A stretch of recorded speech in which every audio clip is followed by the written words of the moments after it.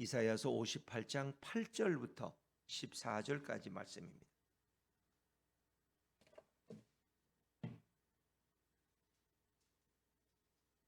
이사야서 58장 8절부터 14절 마지막 절까지 말씀을 저와 여러분이 한 절씩 교독하십니다. 그리하면 내 빛이 새벽같이 비칠 것이며 내 치유가 급속할 것이며 내 공의가 내 앞에 행하고 여호와의 영광이 내 뒤에 호위하리니 내가 부를 때에는 나 여호와가 응답하겠고 내가 부르짖을 때에는 내가 여기 있다 하리라.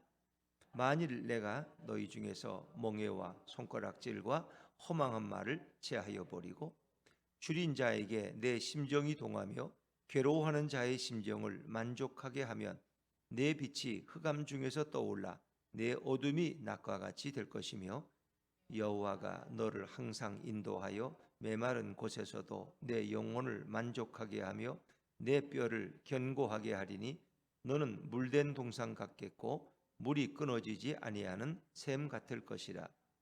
내게서 날 자들이 오래 황폐된 곳들을 다시 세울 것이며 너는 역대에 파괴된 기초를 쌓으리니 너를 일컬어 무너진 데를 보수하는 자라 할 것이며 길을 수축하여 거할 곳이 되게 하는 자가 자라 하리라. 만일 안식일에 내 발을 금하여 내 성일에 오락을 행하지 아니하고 안식일을 일컬어 즐거운 날이라 여호와의 성일을 존귀한 날이라 하여 이를 존귀하게 여기고 내 길로 행하지 아니하며 내 오락을 고하지 아니하며 사사로운 말을 하지 아니하면 같이 읽습니다. 내가 여호와 안에서 즐거움을 얻을 것이라. 내가 너를 땅의 높은 곳에 올리고 내 조상 야곱의 기업으로 기르리라. 여호와의 입의 말씀이니라. 아멘. 오늘 이 새벽에 나오신 여러분들 위해 주님의 은혜가 함께하기를 간절히 바랍니다. 자, 이사야 58장은 크게 말하면 금식에 대한 말씀이고 또 마지막엔 안식일에 대한 말씀이 나옵니다. 금식은 이스라엘 백성 중에 굉장히 중요한 신앙의 주제입니다. 그래서 그들은 어제도 말씀드린 것처럼 그들이 국가적으로 위기를 당했던 외적의 침입을 받았다든가 예루살렘의 성이 함락됐다든가 국가적인 수치를 당한 일에 그들은 공식적인 금식을 합니다. 그래서 그 아픔을 기억하고 그리고 다시는 그런 일을 겪지 않도록 하나님 앞에서 그 조상들의 죄를 자신들의 죄처럼 생각하고 죄를 쓰고 뒤집어 엎드려서 베옷을 입고 그리고 음식을 중단하고 그렇게 기도하고 회개하는 게 이스라엘 백성들의 한 특징입니다.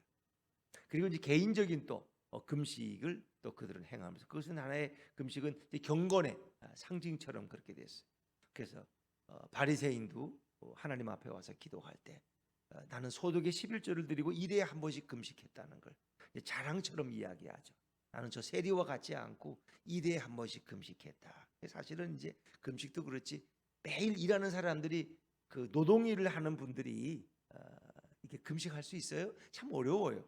그러면 높은 빌딩 10층, 20층짜리에 그 시멘트 하나 메고 올라가는 그런 분들이 어떻게 금식하면 그 할 수 있겠어요? 못해요. 그 금식도. 그러니까 실제로 이제 이렇게 아주 힘든 일을 하는 분들은 사실 금식 자체도 어려워. 하지만 그거는 조금 그래도 할 만한 형편이 되고 이제 이런 분들이 가능한 거죠. 근데 뭐 그 나름대로 뭐 하든 못하든 다 하나님 앞에 이유는 있겠습니다만은 이제 그 금식하는 사람들이 이렇게 그 금식을 자기의 어떤 경건의 자랑처럼 여긴다. 이제 그러면서 겉으로는 금식을 하는데 경건해 보이는데 내적으로는 위선적이고 형식적이라는 거예요. 그래서 그들이 금식하면서 어떤 일을 행하느냐? 그들이 금식하면서 다른 사람을 압제하고 금식하면서 오락을 행하고 오락을 행한다는 것은 그들이 사리사득을 취하는 거죠. 금식은 하는데 또 종들은 시켜서 가서 사업을 하게 하고 일을 하게 하고 이렇게 해서 어떤 사리사욕을 취하는 이런 것들을 다 이제 잘못된 금식의 모습으로 설명하고 있는 거죠. 그래서 진정한 금식이란 무엇이냐? 어제 말씀 다시 한번 읽어보죠. 우리 6절과 7절입니다. 6절과 7절, 6절 어제 말씀 6절과 7절을 다시 한번 읽어보죠. 시작. 내가 기뻐하는 금식은 흉악의 결박을 풀어주며 멍에의 줄을 끌어주며 압제당하는 자를 자유하게 하며 모든 멍에를 꺾는 것이 아니겠느냐. 또 줄인 자에게 내 양식을 나누어 주며 유리하는 빈민을 집에 들이며 헐벗은 자를 보면 입히며 또 내 굴욕을 피하여 스스로 숨지 아니하는 것이 아니겠느냐. 이것은 하나님과의 관계 속에서 또 이웃과의 관계에 펼쳐지는 내용이죠. 그래서 하나님이 진정 기뻐하는 금식의 정신은 억울한 일을 당한 자의 억울함을 풀어주는 거. 이게 흉악의 결박이라는 게 그런 거예요. 억울한 자의 억울함을 풀어주는 거.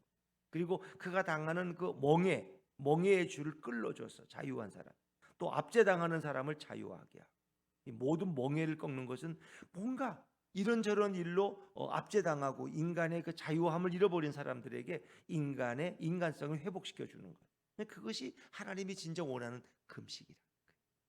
요즘 이란도 그렇고 이렇게 또 중동 이렇게 나라에서는 여인들이 히잡을 안 쓰면은 감옥에 가두고 또 뭐예요? 또 사형을 시키고 이래. 수백 명을 사형을 시킨다는. 그래서 그 나라는 여인들은 이렇게 얼굴도 가리고 다니고 머리에 뭘 써야 되고 온몸을 가려야 되고 이런 걸. 그러니까 여성은 마치 이렇게 남자의 부속품처럼 여기는 얼굴도 드러내면 안 돼. 그건 벌써 남자를 꼬시는 거야. 유혹하는 거야. 음란한 거야. 그 여인들은 다 눈만 내놓고 다니고.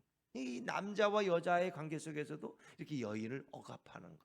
이런 것에서도 이제 우리가 그걸 사실은 자유케 해야 돼서 우리가 같이 기도할 제목이 되겠죠. 왜 여성이라고 하나님이 창조하신 똑같은 형상인데 왜 여성은 이렇게 짐승처럼 살아가는 그런 사회가 됐냐? 자기 집에 어떤 가재도구 하나쯤으로 이런 건 지금 이런 게 지금 이 시대에도 이루어지고 있다는 거예요. 그렇죠? 우리는 그런 걸 위해서도 기도해야 돼. 또 가난한 나라에서는 딸을 낳으면은 그냥 어릴 때 사창가에 팔아 돈 받고 아빠 술 한 잔 값에 팔아버려. 어차피 키우지도 못하고 키우다가 죽을 건데 남에게 줘버려. 그럼 그들이 갖다 키워가지고 어떻게 해요? 기생으로 기르고 창녀로 길러가지고 돈벌이에 사용하는. 거기 일생을 얼매해서 비참하게 살아가. 그런 것이 지금도 수도 없이 많이 있어요. 아버지의 전유물이야. 딸은 일도 못하는 딸은 팔아버려라. 이런 게 지금도 이 땅에서 이 지구촌에서 일어나고 있는 일들이. 그러니까 우리가 그게 기도할 제목이라는 기도할 제목. 그런 일들은 아프리카에서 어려운 나라 제3세계 아시아에서도 극빈적인 나라에서 수없이 인신매매가 이루어지고 어린이들을 팔아넘기고 이런 일들이 일어나고 있다. 그러니까 우리는 아무것도 할 일이 없는 게 아니라 실제는 그런 것을 위해서 기도하고 그런 것을 위해서 헌금하고 선교할 사명들이 있는데 우리 그리스도인들이 거기는 눈을 닫아버리고 귀를 닫아버려서 나 혼자 잘 살면 되는 거고 내가 복 받고 이렇게 하고. 근데 사실은 지구촌에 일어나는 이런 일들도 우리가 관심 가져야 돼. 또 실제로 보니까 줄인 자에게 양식을 나누어 주는 거, 유리하는 빈민, 갈데 없는 자들을 받아들이는. 우리나라에도 우크라이나 난민들 오고 또 중동에서 핍박당하는 자들 이렇게 와서 또 거주하는 것도 볼 수 있죠. 또 헐벗은 자를 보면 입히고, 또 권력, 내 친척이나 이웃이 가족이 어려운 일을 당하면 들어가서 없다 그래라, 집에 없다 그래라 하고 전화도 안 받고 그러지 말고 어려운 일을 당한 사람 도와주라는 거예요. 친척과 권력 중에서도.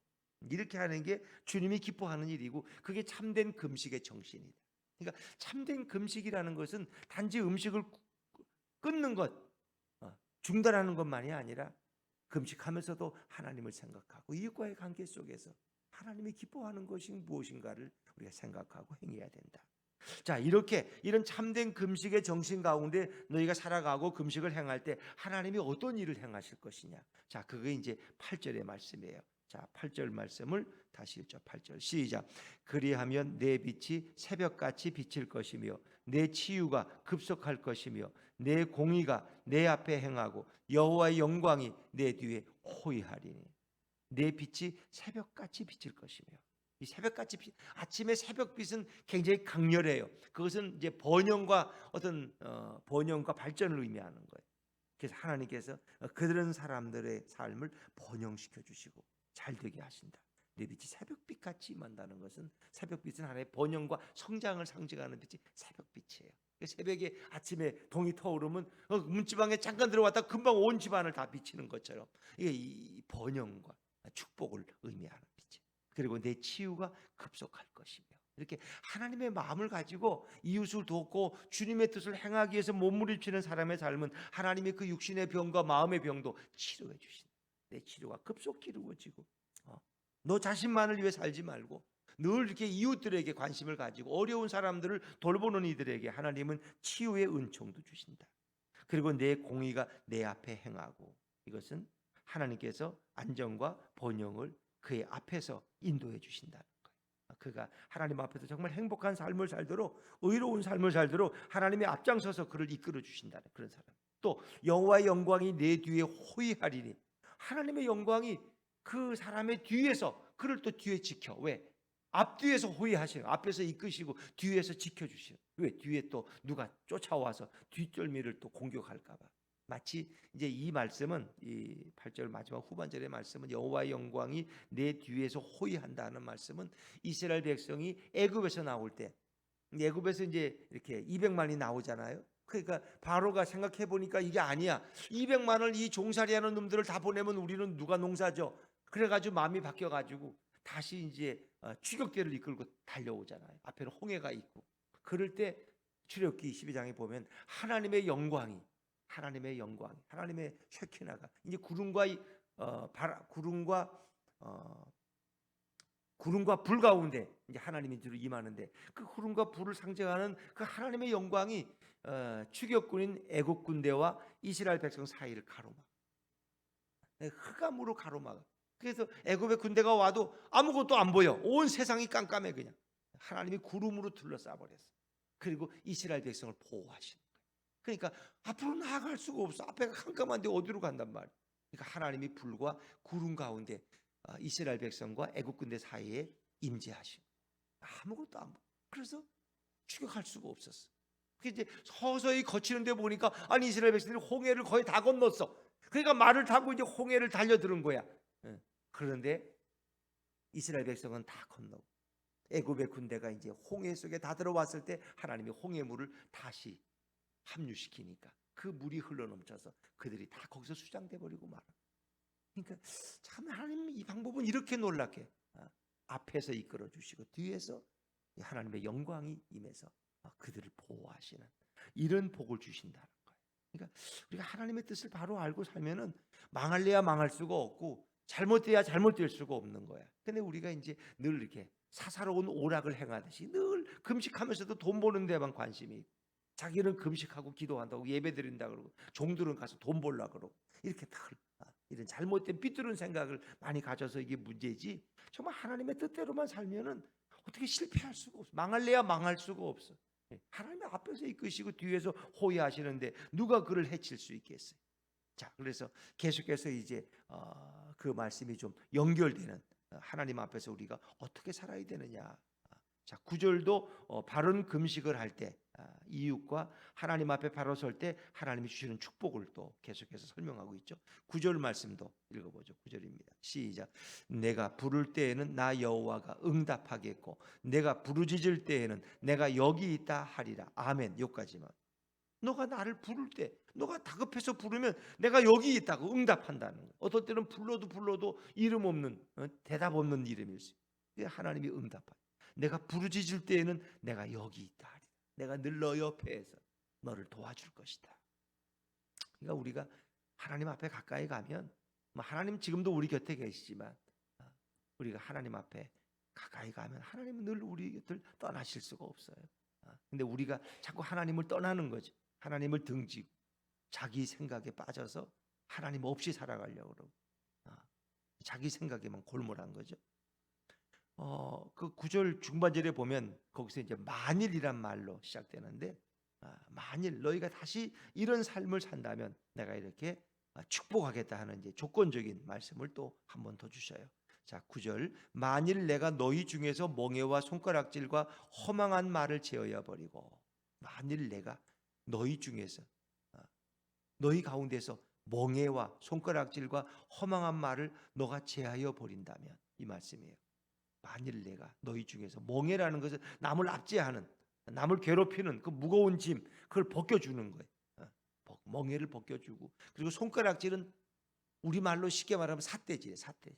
누가 지나가면 어떤 사람 삿대질 하면서 욕하는, 남을 멸시하는 손가락질, 그런 걸 하지 말라는. 너가 그렇게 안 하고 허망한 말을 제하여 버리고, 이 허망한 말은 못된 말이, 아주 못된 말이 있죠. 남의 비수 같은, 그 마음에 상처를 주는 그런 비수 같은 말, 이제 그런 말 하지 마라. 그런 허망한 말을 너가 너 자신에게서 제하여 버리고, 그리고 또 할 게 또 있어요. 10절 말씀, 10절 읽어볼게요. 10절 시작. 줄인 자에게 내 심정이 동하며 괴로워하는 자의 심정을 만족하게 하면, 거기까지만 읽죠. 너가 줄인 자, 막 굶주려서 막 죽어가는 사람에게 양식을 갖다 주고, 내 마음이 감동이 돼서, 마음이 움직여서 그에게 먹을 것을 갖다 주고, 그리고 정말 너무 헐벗어서 괴로워 죽고 싶은 사람에게 만족을 준다는 건 뭐예요? 그를 배불리 먹이면, 이렇게. 그러니까 하나님의 말씀도 늘 조건이 그래요. 이렇게 이웃과의 관계 속에서 남을 괴롭히는 걸 제일 싫어해. 어쨌든 아이들이 누구 친구 하나 왕따 시키듯이, 이렇게 학대하듯이 남을 괴롭히지 않고, 남을 손가락질하지 않고, 남에 대해서 못된 말 하지 않고, 그리고 굶주리고 배고프고 고통당하는 자들에게 먹을 것을 주고, 그들의 괴로움을 덜어줄 수 있다면, 그러면 10절에 보니까 후반절에 어떤 말씀이 있어요?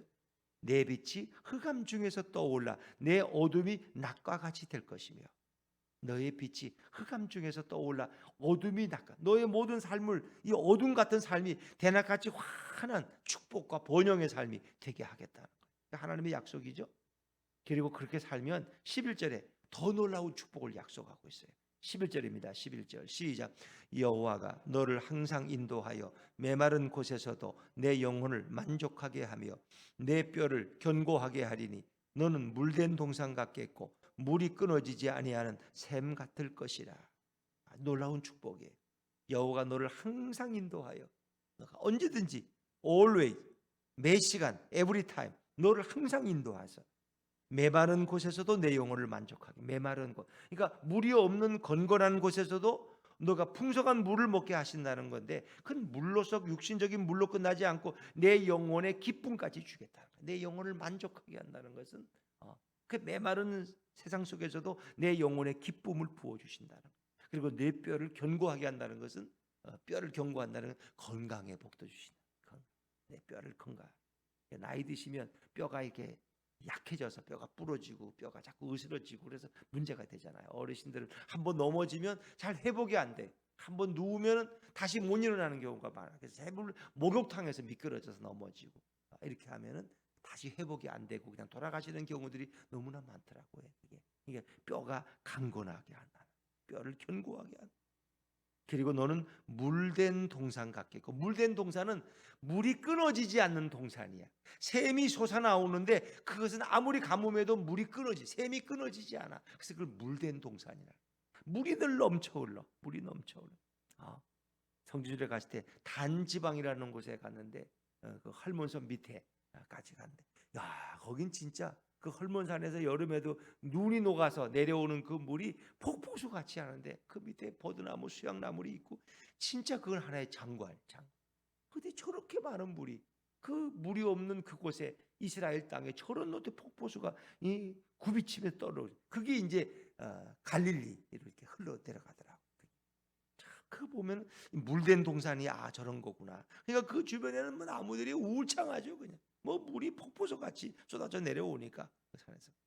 그리고 물이 끊어지지 아니하는 샘 같을 것이라. 이 물된 동산은 늘 메시아의 임재를 가리켜. 메시아가 오실 때 이루어지는 축복의 삶이 이 물된 동산. 그리고 메시아가 오셔서 우리를 천국으로 인도하실 때 그 천국의 모습이 물된 동산 같다. 그리고 물이 끊어지지 아니하는 뭐 같을 것이라? 샘 같을 것이라. 이 샘이 바로 반석이신 그리스도를 가리키는 거예요. 이스라엘 백성이 광야에서 물이 없을 때 모세가 지팡이로 반석을 쳤더니, 돌을 쳤더니 거기서 물이 터져 나온 거예요. 그 샘이 바로 반석 같은 샘이야. 그 반석은 누구를 가리켜? 고린도 10장에 보면 이 반석은 누구라? 그리스도라. 이 반석은 그 그리스도, 고린도 10장 1절에 나오잖아요. 이 반석은 그리스도를 얘기하는 거예요. 그러니까 우리에게 샘솟는 이 생명수를 부어주시는 분이 바로 예수 그리스도예요. 그래서 이것은 주님이 오셔서 우리를 영원한 천국으로 인도하실 것이고, 그 천국의 모습이 바로 물이 끊어지지 않는 샘 같을 것이고, 너는 물된 동산 같다. 그래서 이런 이스라엘 백성이 바벨론 포로에서 돌아오는 정도가 아니라 그들이 예수님이 메시아가 오심으로써 그들이 들어갈 영원한 천국의 그 기쁨과 회복, 그것을 우리에게 말씀해 주고 있는 것이에요. 메시아가 오심으로써 이루어질 축복의 모습. 그리고 또 그것만 아니에요. 그 후손들이 또 이룰 일들, 바벨론 포로에서 돌아온 이후에 그 후손들이 이룰 일들도 또 설명하고 있죠. 12절 말씀 같이 읽는 12절입니다. 시작. 내게서 날짜들이 오래 황폐된 곳들을 다시 세울 것이며 너는 역대에 파괴된 기초를 쌓으리니 너를 일컬어 무너진 데를 보수하는 자라 할 것이며 길을 수축하여 거할 곳이 되게 하는 자라 하리라. 이 12절 말씀은 1차적으로는 바벨론 포로에서 돌아와서, 이제 그들이 돌아와서 그 다 허물어진 예루살렘 성, 돌 위에 돌 하나 남지 않은 그곳을 다시 세워요. 예루살렘 성을 다시 성을 수축하고 성전을 다시 세우고, 그게 스룹바벨 성전이. 그래서 이 파괴된 모든 것을 다시 세우는 것을 1차적으로 말하지만은 이제 거기서 끝나지 않아요. 거기서 끝나지 않아요. 새로운 나라를 만들어 갈 것이다. 그리고 이방인에게까지 복음이 증거되어서 이방인들도 회심하고 돌아오는 것까지 가리켜요. 바벨론 포로 이후에 일어날 이 모든 축복의 사건들. 이제 그러기 위해서는 그들이 하나님을 늘 바라봐야 되고, 또 그들이 이웃과의 관계 속에서 이런 그리스도의 마음, 예수님의 마음을 닮아야 돼. 어제 그 줄인 자에게 양식을 나눠주고, 유리하는 빈민을 집에 들이고, 그렇죠? 또 헐벗은 자를 보면 입히며, 이것은 예수님과 관련된 말씀이라. 예수님과 관련된 마태복음 25장에 양들과 염소를 나눠서, 양들은 축복의 나라로 천국으로 인도하니까, 아니 우리가 언제 뭐 주님 앞에 너희가 내가 줄였을 때 너희는 내게 먹을 걸 주었고, 내가 헐벗을 때 내게 입을 것을 주었다. 우리가 언제 그랬습니까? 내가 가난한 자의 모습으로 너희를 찾아갔을 때 너희가 내게 그렇게 행했다. 그것이 곧 나에게 한 것이다. 이게 주님께 한 거예요. 그러니까 예수님이 뭐 밥을 달래 떡을 달래. 그러니까 우리 이웃에 고통당하는 자들의 압제함을 풀어주고, 멍에를 끌어주고, 굶주린 자들을 먹이는, 이제 그런 사역을 주님이 주로 이 땅에 오셔서 하셨고, 이제 그분의 말씀은 단지 육신적인 배부름만이 아니라 하늘의 신령한 말씀으로 그들의 영혼을 새롭게 하신 거죠. 만족시킨 거죠. 그래서 자신을 내 살을 먹고 내 피를 마시는 자는 영생을 얻었고 영원히 죽지 않는 그런 길을 우리에게 알려주시는 건데, 그러나 일단에서는 주님은 이렇게 헐벗은 자들을 입히고 굶주린 자들을 먹이는 사역도 너무너무 기뻐하시. 그런 사역들. 왜? 하나님이 만드신 이 형상인 인간이 이렇게 굶주려서 죽어가는 건 주님 보시기에 너무 마음이 아프신 거예요. 그들을 육신적으로 먹이고 입히고 돌보고, 그리고 그들에게 하나님 말씀을 전하는 것이 너무나 중요하죠. 이 모든 사람들은 내가 너희를 천국으로 인도할 것이다. 그리고 이런 물된 동산 같은 복과 기쁨을 부어줄 것이다 라고 말씀하세요. 그리고 이제 바벨론 포로에 돌아온 이후에 또 한 가지, 이제 그들이 안식일을 지키는 것에 대해서 또 하나님 말씀하세요. 그들이 안식일을 바로 지키지 못하고 안식일의 정신을 바로 알지 못했기 때문에 이제 금식에 대해서 가르쳐 주시고, 또 안식일 주일을 어떻게 지키느냐에 대해서 말씀해 주세요. 자, 13절 말씀 같이 13절입니다. 시작. 만일 안식일에 내 발을 금하여 내 성일에 오락을 행하지 아니하고 안식일을 일컬어 즐거운 날이라 여호와의 성일을 존귀한 날이라 하여 이를 존귀하게 여기고 내 길로 행하지 아니하며 내 오락을 구하지 아니하며 사사로운 말을 하지 아니하면, 조건부죠. 그래서 안식일에 내 발을 금한다. 함부로 멀리 가지 말라는 거예요. 하나님 앞에 예배드리는 일에만 내 발을 사용하지 도망가지 말라는 거예요. 내 성일에 오락을 행하지 아니하고, 오락이라는 건 사사로운 이득을 취하는 거, 일하러 가지 말라는 거예요. 좀 안식일에는 하나님만 믿고 하나님만 예배하고 기뻐하고 쉬라는 거예요. 일주일 동안 일했으면 안식일에는, 주일에는 좀 쉬라는 거예요. 주일날도 나가 돈 벌려고 그렇게 하지 말라는 거예요.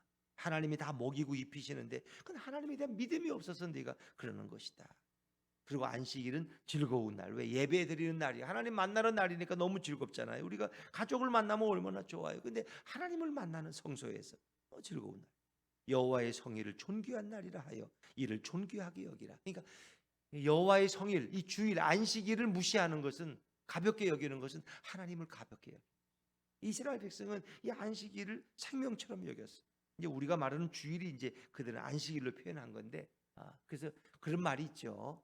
유대인들은 어디에 가든지 안식일을 철저히 지켰어. 주일날 절대 아무것도 안 해, 안식일. 그런데 오히려 그들이 안식일을 지켰지만 사실은 역사 속에서 안식일이 유대인들을 지켜줬다는 거예요. 안식일. 어찌 보면 그들이 하나님 앞에서 그 예배하는 날을 붙들고 있을 때 하나님이 그 백성을 멸망시키지 않고 보호해 주셨다는 거예요. 그래서 유대인들은 어디 가도 안식일 날은 그들의 회당에 가서 일하는 거죠. 그러니까 아직 예수님도 메시아도 만나지 못한 그들도 그러하는데, 우리는 주님이 부활하신 날이 주님의 날이고 그 주일이 바로 우리가 말하는 성일이에요. 이제 구약의 안식일을 우리가 바꿔서 예수님이 부활하신 거기에 비중을 두고 이제 그 날을 주일로. 주님이 부활하신 날이 주일이야. 또 이 날은 주님의 날이야. 내 마음대로 쓰는 날이 아니야. 이건 주님의 날이야. 주님의 건데 내 마음대로 쓰려고 그런다. 나의 오락을 위해서, 나의 삶의 즐거움을 위해서. 그러면 하나님 기뻐하지 않으신다. 그날은 존귀하게 여긴다는 것은 그 주일의 주인 되시는 주님을 존귀하게 여기는 거예요. 주님. 왜? 주님 앞에 예배하는, 주님이 주시는 안식의 날이고 쉼의 날이기. 너희는 쉬어라 좀. 영과 육신이 쉬어라. 내게 와서 예배하고 좀 쉬어라. 근데 우리는 또 그날 더 바쁠 수도 있어. 시간이 없다가 그냥 주일에 예배 드리고 뭐 갈 때도 많고 이제 더 바빠 그때. 근데 주님은 가능하면 그날은 쉼으로, 물론 이제 그 쉼이라는 것이 뭐 가족들과 어딜 좀 나가서 좀 쉼을 얻는 것도 뭐 쉼은 쉼이죠. 꼭 집에 있는 것만을 가리키는 건 아니겠죠, 지금 세상에. 그러나 하여튼 그날은 예배가 우선이고 하나님을 위한 날이지 너의 육신을 위해서 사용하는 날이 아니라는 거에 주님의 강조점이 있는 거죠. 우리가 뭐 유대인들처럼 그렇게 안식일을 지금 지킬 수는 없어요. 그러나 주일을 존귀하게 여기는 것은 하나님을 존귀하게 여기는 것이고 예수님을 존귀하게 여기는 것이다. 주님 앞에 예배드리는 날을 내 마음대로 막 사용하고 다녀. 이제 그러면 그거는 주님이 기뻐하지 않아. 그래서 유대인들은 뭐 발을 그만다는 것은 주일날은, 안식일에는 몇 킬로, 1.5km 이상 가지 말라는 거예요. 그 멀리 가면 그 노동이 되니까 가지 말라는 거예요. 너희 삶의 테두리 안에서 회당에 모여서 예배드리고 그렇게 하라는 것을 말씀하시지만, 우리가 지금 뭐 그걸 다 그렇게 할 수는 없죠. 우리가 어릴 때는 뭐 엄하게 하는 교회에서는 주일날은 뭐예요? 물건도 사지 말고 라면도 하나 못 사, 버스도 타지 말고 걸어서 교회를 가야 되고. 그러나 그게 교회가 멀리 있는데 어떻게 걸어서 가겠어요? 지금은 그걸 적용하기 어렵죠. 또 병원에 가면은 뭐 응급의사도 있어야 되고 소방대원들은 또 그날도 지켜야 되고. 그러니까 이제 어떨 때는 뭐 토요일날 미리 예배드리는 교회가 있고, 또 어떤 때 새벽 7시에 예배드리고, 어떤 교인들은 새벽 5시 새벽 기도를 나왔다가 가서 또 출근해서 일하는 분들도 있어요. 내가 직장 때문에 어쩔 수 없이 가야 되지만 내가 새벽 기도 와서 내가 주일을 지키겠다, 이런 분들, 그런 마음을 주님이 기뻐하시는 거예요. 예배고 뭐고 다 팽개치고 그냥 놀자 이러고 그 주님을 경이홀히 여기는 것, 가볍게 여기는 것, 주의를 함부로 행하는 것은 예수님을 함부로 대하는 것이다. 근데 이렇게 이제 하나님 앞에 예배드리는 것을 정말 하나님 보시기에 아름답게 너희가 행하면 하나님이 어떻게? 근데 여기 이제 하나 구한 게 사사로운 말을 하지 않아. 사사로운 말. 그러니까 특별히 안식일에는 더 말을 조심해야 돼. 사사로운 말, 형제의 말을, 마음을 아프게 하는 말. 이 사사로운 말이 나의 욕심스러운 말이고 앞에서 말한 못된 말이에요. 다른 사람의 마음에 상처를 주는 말을 하지 말아라. 안식일에는 우리 입에서 예배 잘 드리고 나면은 축복의 말, 격려의 말을 하고 선한 말을 해야지, 왜 남의 마음에 상처를 주는 그런 말을 해서 괴롭게 하느냐. 형제를 그렇게 하지 말라는 거예요.